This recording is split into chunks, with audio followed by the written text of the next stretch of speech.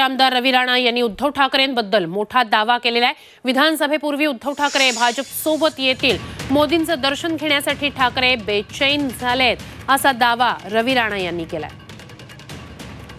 तर एकीकडे या सगळ्या राजकीय घडामोडींच्या पार्श्वभूमीवर उद्धव ठाकरे हे पुन्हा एकदा मोदींचं दर्शन घेण्यासाठी बेचैन आहेत असं म्हणत रवी राणा यांनी आणखी एक राजकीय धुरळा उडवून दिलेला आहे।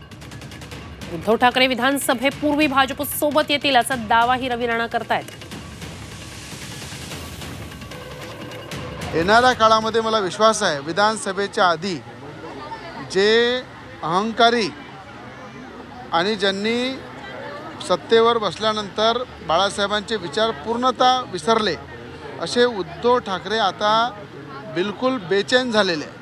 कधी मोदीजींचे मी दर्शन घेतो, कधी त्यांना माफी मागतो आणि कधी त्यांना माझं समर्पित करतो, अशा प्रकारचं उद्धव ठाकरेंची खऱ्या अर्थानं आज काही जणांच्या माध्यमातून भाजपमध्ये किंवा देशाचे पंतप्रधान मोदीजींशी संपर्क करण्याचा प्रयत्न करत आहे।